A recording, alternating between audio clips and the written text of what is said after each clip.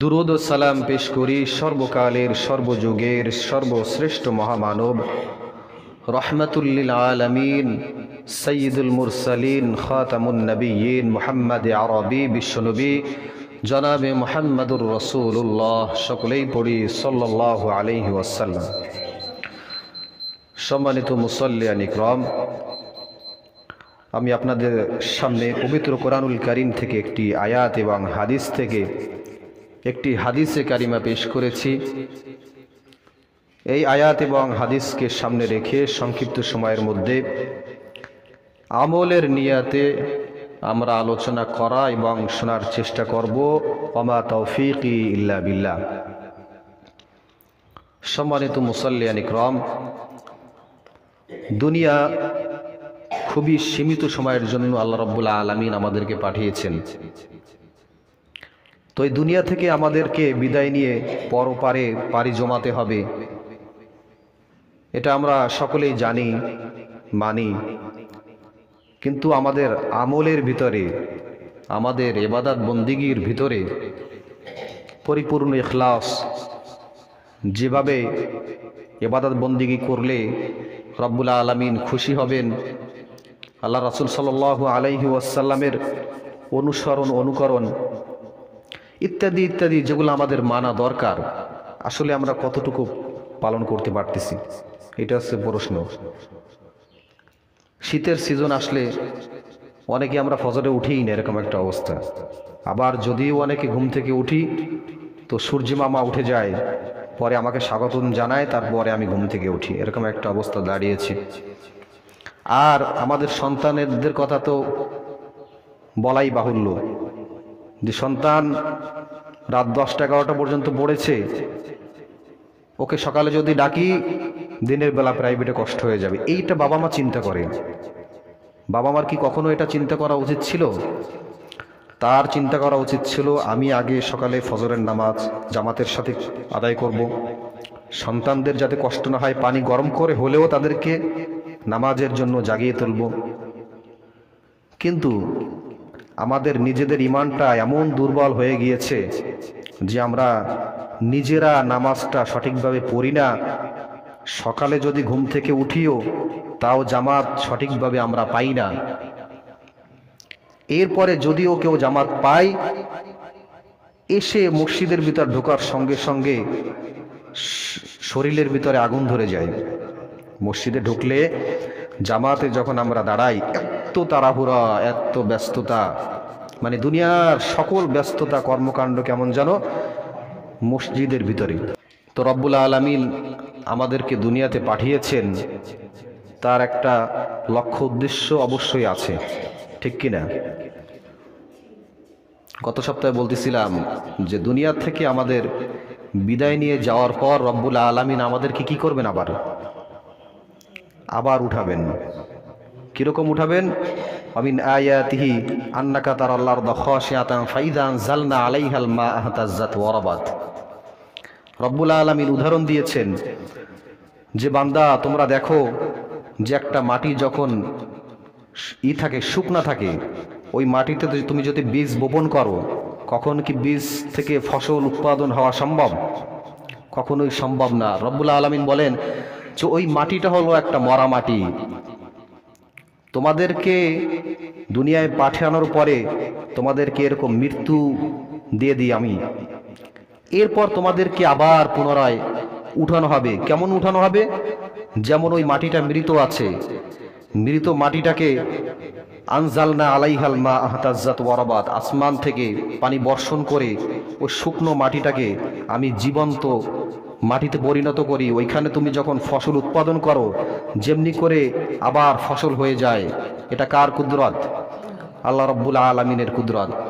যেই রব্বুল আলামিন মরা মাটিটাকে জীবিত করে ওইখান থেকে ফসল উৎপাদন করতে পারে, সেই রব্বুল আলামিন আমাদেরকে জীবন দান করে মৃত্যু দেওয়ার পরেও আবার উঠাতে পারবে কিনা? আবার উঠাতে পারবে, এটা সক্ষম। রব্বুল আলামিন সূরাতুল কিয়ামার ভিতরে বলেন, বালা কাদিরিন আলা আন নুসাউইয়া বানানা। হাতের রেখাগুলো যেভাবে সুনির্দিষ্ট করেছে, সুবিন্যস্ত করেছে। একটা হাতের রেখার সাথে আর একটা হাতের রেখা কখনোই মেলবে না। আপনি দেখবেন দুনিয়াতে lakh lakh crore crore million trillion billion মানুষ, কারো হাতের ছাপের সাথে কারো হাতের ছাপ মিলবে না। আপনি যাবেন বিদেশে, যাওয়ার সময় আপনার হাতের ছাপ নিয়ে নেবে, দুনিয়ার কোনো মানুষের সঙ্গে ওই ছাপ আর মিলবে না, আপনাকে ঠিক ধরে নিয়ে আসবে। এমনকি আপনি আপনার বাবার থেকে এসেছেন, আপনার বাবার থেকে আপনার আরো ভাইরা এসেছে, যত ভাইরা এসেছে 7 জন 10 জন 8 জন, চেহারায় যদি একটু মিল থাকে, তারপর ওই মিলের ভিতর একটু আপনি পার্থক্য খুঁজে পাবেন। আপনিও যদি না পান, বাবা মা দেখলে ঠিকই খুঁজে পাবে। লক্ষ লক্ষ মানুষের ভিতর সন্তানকে ছেড়ে দিবেন, বাবা তার সন্তানকে ঠিকই চিনে নিয়ে চলে আসতে পারবে। সুবহানাল্লাহ। যেই রব্বুল আলামিন এই পার্থক্যটা, হাতের রেখার পার্থক্য, মানুষের চেহারার পার্থক্য, কোটি কোটি মানুষের ভিতর কারো মানুষের চেহারা মিলে না, এই পার্থক্য যে রব্বুল আলামিন করতে পেরেছেন, সেই রব্বুল আলামিন আপনাকে আমাকে এই জমিন থেকে আবার পুনরায় উঠাতে পারবে, এটা সক্ষম। সুবহানাল্লাহ। সম্মানিত হাজিরিন, হাদিসের ভিতর আল্লাহ রাসূল সাল্লাল্লাহু আলাইহি ওয়াসাল্লাম তিনি বলেছেন, এই দুনিয়া থেকে উঠানোর পরে জান্নাত জাহান্নাম যে যেটা পাওয়ার প্রাপ্য তাকে সেটা দিয়ে দেওয়া হবে। ইয়া সাহিবাল জান্নাহ বাইনাল জান্নাতি ওয়ান নার জিআ বিল মাউতি হাত্তা ইয়াজআলা বাইনাল জান্নাতি ওয়ান নার সুম্মা ইউযবাহ। জান্নাত এবং জাহান্নামের মাঝখানে একটা মেষ অথবা ভেড়া, একটা বকরি এরকম তৈরি করা হবে, যেটাকে জবেহ করে দেওয়া হবে। ওই যে মৃত্যুটাকে কি করা হবে? জবেহ করে দেওয়া হবে। জান্নাতে যাওয়ার পর আর জাহান্নামে যাওয়ার পর কোনো ব্যক্তির আর মৃত্যু থাকবে না, মৃত্যু শেষ, এরপর আর কখনো মৃত্যু হবে না। এরপরে আল্লাহ রাব্বুল আলামিন বলেন, লা ইয়ামুতু ফিহা ওয়ালা ইয়াহইয়া। সেখানে তারা কেমন থাকবে? সেখানে তারা মরবেও না, বাঁচবেও না। সুবহানাল্লাহ। লা ইয়ামুতু ফিহা ওয়ালা ইয়াহইয়া। কোনো পরিত্রাণ পাওয়ার মতো সুযোগ সেখানে হবে না। এরপরে জাহান্নামে কিভাবে শাস্তি দেবে, সূরা নিসার ভিতর রব্বুল আলামিন বলেছেন, ইন্নাল্লাযীনা কাফারু বিআয়াতিনা সাওফা নুসলিহিম নারা। যারা রব্বুল আলামিনের নিদর্শন, হুকুম, আহকাম যারা অস্বীকার করেছে, সাওফা নুসলিহিম নারা, তাদেরকে জাহান্নামে দাখিল করা হবে। শুধু জাহান্নামে দাখিল করেই ক্ষান্ত থাকবে না, রব্বুল আলামিনের পরে বলেন, কুল্লামা নাদিজাত জুলুদুহুম বাদদালনাহুম জুলুদান গায়রাহা লিয়াযুকুল আযাব। রব্বুল আলামিন জাহান্নামের ভিতরে মানুষদেরকে পোড়ানো হবে। কিভাবে পোড়াবে রব্বুল আলামিন তাও দৃষ্টান্ত দিয়ে দিয়েছেন। কুল্লামা নাদিজাত জুলুদুহুম বাদদালনাহুম জুলুদান গায়রাহা লিয়াযুকুল আযাব। যখন এক পাশ পুড়ে যাবে, এক পাশ পুড়তে পুড়তে যখন বেশিটা পুড়ে যাবে, তখন অপর পাশ আবার পোড়ানো হবে। যেমনটা আমাদের মা বোনরা তেলের পিঠা ভাজে, এক পাশ পুড়ে যাওয়ার পরে একটু যখন পুড়ে যায়, তখন ওইটাকে পাল্টাইয়া উল্টে আবার অপর পিঠ ভাজে। রব্বুল আলামিন বললেন, যখন কোনো ব্যক্তি জাহান্নামী হয়ে যাবে, ওই ব্যক্তিকে জাহান্নামে যাওয়ার পরে এইভাবে পোড়ানো হবে। শুধু তাই নয়, এই ব্যক্তি যত পড়বে ততই তার ভিতরে চামড়া নতুন করে তৈরি হবে। কারণ কি? মৃত্যু তো শেষ, মৃত্যু আর হবে না। প্রতি সেকেন্ডে 70 বার করে তার চামড়া পরিবর্তন হবে। প্রতি সেকেন্ডে তার চামড়া রেনু করা হবে 70 বার পর্যন্ত। তাহলে তার এই শাস্তির কোনো বিন্দুমাত্র কমতি আছে? বিন্দুমাত্র কমতি নাই। শাস্তি কিন্তু প্রতি সেকেন্ডে বাড়তে থাকবে। তো আমরা আমাদের আমলের দিকে যদি আমরা লক্ষ্য করি, আমরা জান্নাতে যাব না জাহান্নামে যাব, প্রত্যেকে বুজুর্গরা বলেন যে আপনার নিজের কাছে আপনি নিজে প্রশ্ন করেন যে আপনার দুনিয়ার জিন্দেগিতে আপনি কতটুকু নেক আমল করেছেন আর কতটুকু বদ আমল করেছেন। আপনার নিজেকে নিজে প্রশ্ন করেন, তাহলে হয়তোবা আপনি প্রশ্নের উত্তর খুঁজে পাবেন। আজকে থেকেই আপনি সিদ্ধান্ত নেন আপনি কি করবেন। যখন ব্যক্তি জাহান্নামে চলে যাবে, জান্নাত এবং জাহান্নামের মাঝখানে একটা দূরত্ব থাকবে। জাহান্নামীরা জান্নাতীদেরকে দেখতে পাবে, জান্নাতীরা জাহান্নামীদেরকে দেখতে পাবে। জাহান্নামীরা জান্নাতীদেরকে ডাক দিয়ে বলবে, ওয়ানাদা আসহাবুন নারি আসহাবাল জান্নাহ আন আফিদু। রব্বুল আলামিন আমাদেরকে জাহান্নামে দিয়েছে, তোমাদেরকে জান্নাতে দিয়েছে। আন আফিদু, আমাদেরকে একটু খাবার দাও, আমাদেরকে একটু পানি দাও, আমাদের বড্ড কষ্ট হচ্ছে। তোমরা পানি চেয়েছিলে, রব্বুল আলামিন তোমাদেরকে দুধের নহর দিয়ে দিয়েছে। আমরা জাহান্নামী, আমরা পানি চাচ্ছি, আমাদেরকে বিষাক্ত পুষ দেওয়া হয়েছে। আমরা খাবার চেয়েছি, আমাদেরকে খাবার দেওয়া হয় নাই, গরম বিষাক্ত আগুন আমাদেরকে দিয়ে দেওয়া হয়েছে। তোমরা খাবার চেয়েছো, না চাইতে তোমাদের মুখের সামনে দিয়ে দেওয়া হয়েছে। কোরআনুল কারিমে রব্বুল আলামিন বলেন, আন আফিদু, জাহান্নামীরা জান্নাতীদেরকে ডাক দিয়ে বলবে, আন আফিদু, আমাকে একটু খাবার দাও, আমার বড্ড কষ্ট হচ্ছে, একটু খাবার দাও। জাহান্নামীরা যতই চাইবে কোনোই কাজ হবে না। জান্নাতীরা যদি দিতেও চায় তবুও দিতে পারবে না। কেউ কাউকে সাহায্য করতে পারবে না। দুনিয়ার জিন্দেগিতে আপনাকে যে স্বাধীনতা দেওয়া হয়েছে, একজন সুদখোর, ঘুষখোর, বদমাশ, তাকে আপনি চাইলে সাহায্য করতে পারেন। আপনি ভালো মানুষ, দিনদার মানুষ, তাকে আপনি যদি আপনার কাছে চায়, আপনার বন্ধু মানুষ, আপনি জানেন সে খারাপ, আপনি তাকে সাহায্য করতে পারবেন। এই সুযোগ আল্লাহ রাব্বুল আলামিন আপনাকে দিয়েছেন। দুনিয়ার জিন্দেগিতে আল্লাহ তাআলা, আমরা আল্লাহর হুকুম পালন করি আর না করি, রব্বুল আলামিন আমাদের রিজিকের ব্যবস্থা করে দিয়েছেন। কখনোই রিজিক কেড়ে নেয় নাই। যে ব্যক্তি নামাজ পড়ে তাকেও আল্লাহ তাআলা খাওয়ায়, যে ব্যক্তি না পড়ে তাকেও খাওয়ায়, যে ব্যক্তি আস্তিক তাকেও খাওয়ায়, যে ব্যক্তি নাস্তিক, খোদাদ্রোহী, আল্লাহকে বিশ্বাস করে না, তাকেও আল্লাহ তাআলা খাওয়ায়। সকল মানুষকে রিজিক রব্বুল আলামিন দুনিয়াতে দিয়েছে। কিন্তু যখন ব্যক্তির মৃত্যু হয়ে যাবে, জান্নাত আর জাহান্নাম ডিভাইডেড করে দেওয়া হবে, যে তুমি জান্নাতি আর তুমি জাহান্নামী, তখন চাইলেও রব্বুল আলামিন দিবেন না। কারণ দুনিয়াটা হলো আমলের জায়গা। রব্বুল আলামিন আমাদেরকে আমল করার জন্য পাঠিয়ে দিয়েছেন। যেমনটা পরীক্ষার হলে ছাত্রদেরকে খাতা কলম দিয়ে উন্মুক্ত করে দেওয়া হয়, তুমি ভালো লিখবা না খারাপ লিখবা। তুমি যদি ভালো লেখো তোমার ভালো ফলাফল হবে, তুমি যদি ভালো না লিখো তোমার স্বাধীনতা আছে, তোমার যা ইচ্ছা তুমি তাই করতে পারবে। এই স্বাধীনতা তোমাকে দিয়ে দেওয়া হয়েছে। দুনিয়ার জিন্দেগিটা ঠিক সেই রকম রব্বুল আলামিন আমাদেরকে স্বাধীনতা দিয়ে পাঠিয়েছেন। যদি ভালো আমল করি তাহলে জান্নাত, যদি ভালো আমল না করি তাহলে জাহান্নাম। এই জান্নাত এবং জাহান্নামে যাওয়ার পরে আর কোনো উপায় থাকবে না। এই জন্য আমাদের আমলের ভিতরে পরিবর্তন আনা দরকার। আসলে আমরা এই আমলের জিন্দিগি, সংক্ষিপ্ত সময়ের জিন্দিগি, কার কখন মৃত্যু হয়ে যায় এটা আমরা টাস টাস করে দেখতে পাচ্ছি যে হঠাৎ হঠাৎ মানুষের মৃত্যু হয়ে যাচ্ছে আমাদের সামনে থেকে। আমাদের বড় ছোট কোনো নির্দিষ্ট কোনো সিরিয়াল আছে? মৃত্যুর কোনো সিরিয়াল নাই। আমি আপনাদেরকে একটা হাদিস শোনাবো, এই হাদিসটা একটু মনোযোগ দিয়ে শুনবেন।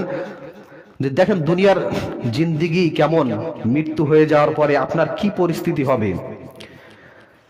মানুষের মৃত্যু হয়ে যাওয়ার পরে ভালো মানুষ সে কিভাবে জান্নাত পাবে, আর খারাপ মানুষ তাকে কিভাবে স্বাগত জানাবে ফেরেশতারা এবং আল্লাহ রাব্বুল আলামিন কিভাবে তাদেরকে স্বাগতম জানাবে, ওয়েলকাম জানাবে। মুসনাদে আহমদের ভিতর হাদিসটি আসছে, 557 নম্বর হাদিস। যারা ইবনে আযিব রাদিয়াল্লাহু তাআলা আনহু থেকে বর্ণিত, তিনি বলেন, খরাজনা মা রাসূলিল্লাহি সাল্লাল্লাহু আলাইহি ওয়াসাল্লাম ফি জানাজাতি রাজুলিন মিন আনসার। যারা ইবনে আযিব রাদিয়াল্লাহু তাআলা আনহু আল্লাহর রাসূল সাল্লাল্লাহু আলাইহি ওয়াসাল্লামের সাথে এক আনসার সাহাবীর জানাজা পড়ার জন্য বের হলেন। কয়েকজন সাহাবী মিলে, একজন সাহাবী মারা গিয়েছে, তার জানাজা পড়ার জন্য বের হয়েছেন। যেতে যেতে মনে করেন যেই ব্যক্তি মারা গিয়েছে সেই ব্যক্তির বাড়ি ওই পাশে, ওই কান্দায়, এইখান থেকে রওনা দিয়েছে। তো আল্লাহ রাসূল সাল্লাল্লাহু আলাইহি ওয়াসাল্লাম যেতে যেতে পথে তার কবরটা দেখতে পেলেন। তার কবরটা রাস্তার পাশে, তার বাড়ি যাওয়ার আগে রাস্তার পাশে কবর খনন করতেছে, বাঁশ কাটতেছে। আল্লাহ রাসূল সাল্লাল্লাহু আলাইহি ওয়াসাল্লাম যে ওই কবরের পাশে বসে পড়লেন। সাহাবীরা রাসূল সাল্লাল্লাহু আলাইহি ওয়াসাল্লামকে দেখে তার পাশে সাহাবীরাও বসে পড়লেন। হাদিসের ভিতরে আসছে যে সাহাবীরা আল্লাহ রাসূলের কাছে এমন ভাবে বসেছে তাদের মাথার উপরে যদি কোনো পাখি এসেও বসে তাহলেও তারা টের পাবে না, এমন ভাবে বসেছে, সুন্দরভাবে বসেছে। তো আল্লাহ রাসূল সাল্লাল্লাহু আলাইহি ওয়াসাল্লাম কবরের পাশে বসে নিচের দিকে তাকিয়ে আছেন, গভীর মনোযোগের সাথে নিচের দিকে তাকিয়ে আছেন, কোনো কথা বলছেন না। সাহাবীরা বললেন, কি হলো? আল্লাহ রাসূল কথা বলছে না, চুপচাপ কবরের পাশে বসে আছে। কিছুক্ষণ পরে মাথাটা উঁচু করলেন। অনেক সময়, দীর্ঘ সময় অনেক ধ্যানে নিচের দিকে তাকিয়ে থাকলেন এবং হাতে একটা লাঠি নিয়ে লেখালেখি করলেন। কিছু সময় এরকম দেখেন অনেক মুরব্বীরা বা অনেক মানুষ কথা বলতেছে নিজের অজান্তে এরকম লেখালেখি করে। তো এরকম কিছু সময় বসে বসে আল্লাহ রাসূল সাল্লাল্লাহু আলাইহি ওয়াসাল্লাম মাটিতে এরকম আঁকাআঁকি করলেন। এরপর হঠাৎ করে দীর্ঘ নিঃশ্বাসের পরে আল্লাহ রাসূল সাল্লাল্লাহু আলাইহি ওয়াসাল্লাম মাথাটা উঁচু করলেন। উঁচু করলে সাহাবীদেরকে বললেন, ও সাহাবীরা, তোমরা কি করবে? ইস্তাঈযু বিল্লাহি মিন আযাবিল কবরি আও সালাসা, তোমরা কবরের আযাব থেকে রব্বুল আলামিনের কাছে পানা চাও। সুবহানাল্লাহ, কবরের আযাব থেকে তোমরা পানা চাও। যদি কোনো ব্যক্তি কবরে ধরা খেয়ে যায়, তার বাঁচার কোনো উপায়? কবর হলো প্রথম ঘাঁটি। এই কবর থেকে বাঁচার জন্য সব সময় রব্বুল আলামিনের কাছে তুমি পানাহ চাও।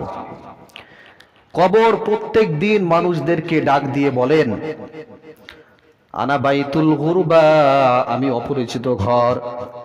আনা বাইতুল ওয়াহদা, আমি একা থাকার ঘর। আনা বাইতুদ দুদ, আমি পোকামাকড়ের ঘর। এরকম বারবার ডাকতে থাকে। কবর বলতে থাকে যে আমার কাছে আসার আগে, আমি একা থাকার ঘর, আমার কাছে আসার আগে চিন্তা ভাবনা করে আসো। তুমি কি আমল করে নিয়ে আসবা, ওই আমলটাই তোমার কাজে আসবে।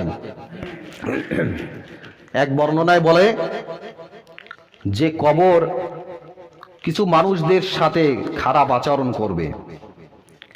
যে মাটির সাথে যারা দম্ভ করে চলে, এরকম মানুষদেরকে কবর চাপা দিবে। কিরকম চাপা দিবে? বর্ণনায় আসছে যে মানুষদেরকে এমন ভাবে চাপা দিবে যে তার এক পাশের হাড্ডি আর এক পাশের হাড্ডির ভিতরে ঢুকে যাবে। কবর দুই পাশ থেকে এরকম চাপা দিবে। নাউজুবিল্লাহ।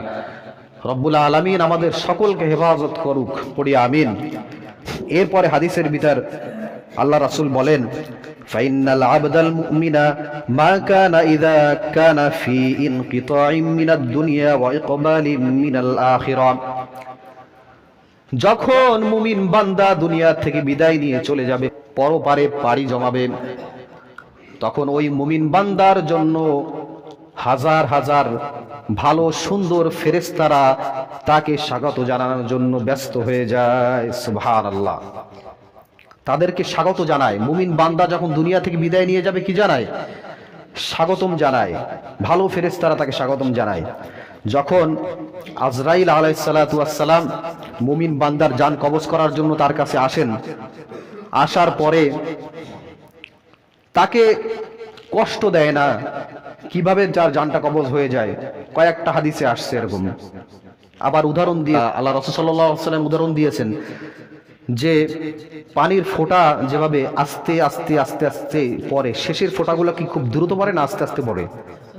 আস্তে আস্তে পড়ে। মুমিন বান্দার জানটা এমন ভাবে নেওয়া হবে যে ওই পানির ফোঁটা গুলো যেভাবে আস্তে করে পড়ে যায়, মুমিন বান্দার জানটা আজরাইল আলাইহিস সালাতু ওয়াস সালাম বলবে চলে আসো, আস্তে বেরোয় চলে যাবে। সুবহানাল্লাহ। যখন মুমিন বান্দার জানটা এভাবে চলে আসবে আজরাইল আলাইহিস সালাতু ওয়াস সালামের হাতে, তখন আজরাইল আলাইহিস সালাতু ওয়াস সালাম তার জানটা হাতে রাখার চেষ্টা করবে যে আমি কাউকে দেব না, আমার হাতের ভিতরে রাখবো। কিন্তু লক্ষ লক্ষ ফেরেশতারা রব্বুল আলামিন আসমান থেকে পাঠিয়ে দিবেন, যাও আমার অমুক বান্দা, দিনদার ইমানদার বান্দা মৃত্যুবরণ করেছে, তার আত্মাটা তোমরা নিয়ে আসো। অসংখ্য ফেরেশতা আজরাইল আলাইহিস সালাতু ওয়াস সালামের কাছে এসে বলবে আত্মাটা আমাদের কাছে দাও, বলবে না দেব না, কিন্তু অসংখ্য ফেরেশতাদের রিকোয়েস্টের কারণে তাদের হাতে দিয়ে দিবেন।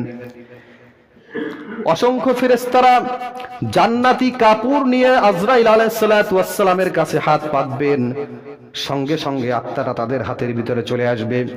ওই আত্মাটা নিয়ে অসংখ্য ফেরেশতারা এক আসমান, দুই আসমান, এভাবে করে 7 আসমানের দিকে রওনা দেওয়া শুরু করে দিবেন। যখন ওই আত্মাটা নিয়ে রওনা দিবেন, তখন অন্য অন্য আসমানের ফেরেশতারা তাদেরকে বলবেন, কার আত্মা তোমরা নিয়ে যাচ্ছ, আমাদের কাছে দাও। বলবে না না, তোমাদের কাছে এই আত্মা দেওয়া যাবে না, এই আত্মা অনেক দামি আত্মা। কয় কিভাবে বুঝলা দামি আত্মা? কয় এই আত্মা থেকে এমন একটা সুঘ্রাণ বেরিয়েছে যেটা আমরা অনুভব করতে পেরেছি যে এটা অনেক বড় দামি আত্মা। সুবহানাল্লাহ। তাদেরকেও দিবে না। ওই ফেরেশতারা ওই জান্নাতি কাপড়ে করে আরশে আজিমের কাছে, এক আসমান, দুই আসমান, 7 আসমানের কাছে যখন যাবে, তখন রব্বুল আলামিন বলবেন, হাদিসের ভিতরে আসছে যে ইল্লিয়িন নামক একটা স্থানে রব্বুল আলামিন বলবেন যে ওইখানে তোমরা পেছিয়ে ইল্লিয়িন নামক স্থানে তোমরা এটাকে রেখে দাও এবং জান্নাতি বলে তোমরা তাকে ঘোষণা দিয়ে দাও। সুবহানাল্লাহ। আর আমরা লাশটা নিয়ে কোথায় গিয়েছি? বাসতলায় গিয়েছি। যাওয়ার পরে আমরা আস্তে আস্তে তাকে দাফন করলাম। তাকে দিয়ে আমরা যখন 40 কদমের ওভার অতিক্রম করলাম, ওই যে ইল্লিয়িন নামক স্থানে তার রূহ, তার আত্মাটা পেছাই রেখে দিয়েছেন। ওই আত্মাটা আল্লাহ রাব্বুল আলামিন বলেন, ফেরেশতারা যাও আমার অমুক বান্দার কবরে, তারা চলে গিয়েছে, তার কবরে তার আত্মাটা আবার প্রবেশ করিয়ে দাও। সুবহানাল্লাহ। এরপরে তার আত্মাটা আবার ওই মৃত লাশের ভিতরে আবার দেওয়া হবে, সঙ্গে সঙ্গে আবার সে কথা বলা শুরু করে দিবে। তখন 2 জন ফেরেশতা এসে তাকে বলবে, মার রব্বুকা, তোমার রবকে? যেই ব্যক্তি দিনদার, ইমানদার, মুমিন, মুসলমান, ভালো বান্দা ছিল, নেক আমল করেছে, সে বলতে পারবে আমার রব হলো কে? কথা বলেন, কে রব? কে? আল্লাহ রাব্বুল আলামিন আমার রব। সে উত্তর দিতে পারবে। অমান দিনুকা, তোমার দিন কে? সে বলতে পারবে ইসলাম। অমান নাবিয়ুকা, তোমার নবীকে? সে বলতে পারবে আমার নবী হলো মুহাম্মাদুর রাসূলুল্লাহ সাল্লাল্লাহু আলাইহি ওয়াসাল্লাম। এই মার রব্বুকার অ্যান্সার ওই ব্যক্তি দিতে পারবে যে ব্যক্তি দুনিয়াতে সঠিকভাবে আমল করেছে, দুনিয়াতে সঠিকভাবে আল্লাহর হুকুম আহকাম পালন করেছে। এই রবের ঘোষণা রব্বুল আলামিন সঠিকভাবে আমাদেরকে যে হুকুম আহকাম দিয়েছে পালন করেছে। এখন বলবেন, আমি তো নামাজ পড়েছি, তারপরও কেন জাহান্নামে যাব? মার রব্বুকার 5টা থেকে 6টা কারণ দাঁড়ায় এর ভিতরে। আপনি রবকে পালন করেছেন, কিভাবে পালন করেছেন? আপনার ব্যক্তি জীবনে আপনি পালন করেছেন, আপনি খুব নামাজ কালাম করেছেন না, আপনি রবের হুকুম পরিপূর্ণভাবে পালন করেন নাই। 6টা জিনিস আপনি মনে রাখেন, যে রবের হুকুম আহকাম আপনি পালন করেছেন, 6 জায়গায় আপনাকে পালন করতে হবে। আপনি আপনার ব্যক্তিগত জীবনে পালন করেছেন, এনাফ না। আপনার ব্যক্তিগত জীবনে পালন করেছেন, আপনার পারিবারিক জীবনে আপনাকে পালন করতে হবে, আপনার সামাজিক জীবনে, আপনার অর্থনৈতিক জীবনে, আপনার রাষ্ট্রীয় জীবনে, আন্তর্জাতিক জীবনেও যদি এরকম রাসূল সাল্লাল্লাহু আলাইহি ওয়াসাল্লাম আল্লাহ সুবহানাহু ওয়া তাআলাকে কটূক্তি করে, রাসূলকে কটূক্তি করে, আর আপনি যদি ঘরে ঘুমিয়ে থাকেন, তাহলে আপনাকে ওই রবের যে অ্যান্সার আপনি সঠিকভাবে দিতে পারবেন না। এই 6টা জায়গায় আপনাকে পালন করতে হবে। আপনি ব্যক্তি জীবনে খুব ভালো পালন করলেন, খুব নামাজ কালাম করলেন, ভালো করলেন, আর 5 জায়গায় আপনার কোনো খোঁজ নাই। আপনার সন্তান নামাজ পড়ে না, আপনার স্ত্রী পর্দায় থাকে না, আপনি অর্থনৈতিক দিক থেকে আপনি সুদ খাইলেন সমানে, আপনি সামাজিক জীবনে মানুষদেরকে জীবনেও বলেন নাই ভাই একটু নামাজে আসেন, আপনি বলছেন যে আমি নিজে তো নামাজ পড়ি, জান্নাতে চলে যাব। এত সহজ না ভাই। জান্নাতে যাওয়ার জন্য, রবের অ্যান্সার সঠিকভাবে দেওয়ার জন্য আপনার 6টা স্তরে আপনাকে সঠিকভাবে পালন করতে হবে। তাহলেই আপনি আনসার সঠিকভাবে দিতে পারবেন। তো যেই ব্যক্তি ভালো ইমানদার বান্দা, সেই ব্যক্তি এই অ্যান্সারগুলো দেওয়া শুরু করে দিবে। রব্বুল আলামিন ফেরেশতাদেরকে ডাক দিয়ে বলবেন, ও ফেরেশতা তোমরা থামো, ওই ব্যক্তি ভালো ব্যক্তি, ওই ব্যক্তিকে আমি জান্নাতি বলে ঘোষণা দিয়ে দিলাম। সুবহানাল্লাহ।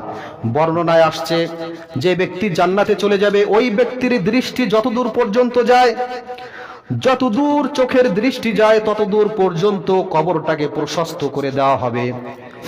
ওই কবরের ভিতর থেকে তার চোখ থেকে জান্নাতের নাজ নেয়ামত সে দেখতে পাবে, জান্নাতি হুর সে দেখতে পাবে। সে জান্নাতি হুর স্পষ্ট করার চেষ্টা করবে। রব্বুল আলামিন বলবেন যে বান্দা তোমার এখনো সময় হয় নাই, তোমাকে যে জান্নাতের নাজ নেয়ামত দেওয়া হয়েছে সেইটা তুমি উপভোগ করো, তুমি এখন ঘুমিয়ে যাও, তোমাকে সময় মতো আবার তোলা হবে। যেই ব্যক্তি জান্নাতে চলে যাবে তার জন্য এই সুব্যবস্থা রয়েছে। এরপরে যেই ব্যক্তি জাহান্নামী, যার আমল ভালো ছিল না, তাকে আজরাইল আলাইহিস সালাতু ওয়াস সালাম কিভাবে জান কবজ করবেন, এমন ভাবে জান কবজ করবেন যে আসমান এবং জমিন তার বুকের উপরে চাপ দিলে যতটা কষ্ট অনুভব না হয় তার চেয়ে বেশি কষ্ট অনুভব হবে। নাউজুবিল্লাহ। আজরাইল আলাইহিস সালাতু ওয়াস সালাম কষ্ট দিয়ে তার জানটা বের করবেন। জানটা বের করার সঙ্গে সঙ্গে তার হাতের ভিতরে এটা রাখতে চাইবেন না। ওই আত্মার ভিতর থেকে দুর্গন্ধ তৈরি হবে, দুর্গন্ধ আসবে। ফেরেশতারা একটা সালা, পচা সালা নিয়ে তার কাছে হাজির হবে। আজরাইল আলাইহিস সালাতু ওয়াস সালামকে বলবেন যে ওই আত্মাটাই পচা সালার ভিতরে দাও। সঙ্গে সঙ্গে পচা সালার ভিতরে দিয়ে দিবেন। এরপরে এই আত্মাটা নিয়ে আস্তে আস্তে উপরের দিকে রওনা দিবেন। রব্বুল আলামিন বলবেন এই আত্মাটা নিয়ে আর সামনের দিকে অগ্রসর হইস না, এই আত্মাটাকে সিজ্জিন নামক স্থানে ওইখানে রেখে দে, তোরা ওইখানে রেখে দিয়ে ওই ব্যক্তিকে জাহান্নামী বলে ঘোষণা দিয়ে দে। এরপর ব্যক্তি যখন ওই কবরস্থানে দাফন করে চলে আসে, এরপরে রব্বুল আলামিন ফেরেশতাদের মাধ্যমে ওই কবরে ওই ব্যক্তির কাছে আত্মাটা দিয়ে দেয়। ফায়সালা কিন্তু আগেই হয়ে গিয়েছে।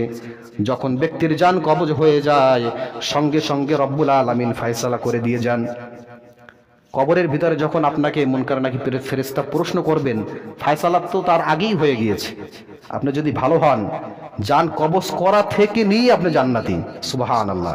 আপনি যদি খারাপ হন, ওই জান কবজ থেকেই আপনার আযাব শুরু হয়ে যাবে। জান কবজটাই করবে কঠিন ভাবে। আপনার আত্মাটাও ফেরেশতারা স্বাগতম জানাবে না।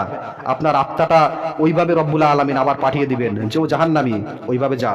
কবরের ভিতরে যে দুইজন ফেরেশতা প্রশ্ন করবে, ওই দুইজনের চেহারা ভয়ঙ্কর চেহারা হবে, ভালো চেহারা হবে না। ওই ফেরেশতাদের চেহারা দেখেই সে অবাক হয়ে যাবে। প্রশ্নের উত্তর দেওয়া তো দূরের কথা, রব্বুল আলামিনের হুকুম যারা পালন করবে না তাদেরকে কঠিন শাস্তির সম্মুখীন হতে হবে। সম্মানিত হাজিরিন, আল্লাহ রাব্বুল আলামিন আমাদের সকলকে তার প্রিয় বান্দা হওয়ার তৌফিক দান করুন, পড়ি আমিন। আখির দাওয়ানা আলহামদুলিল্লাহি রাব্বিল আলামিন।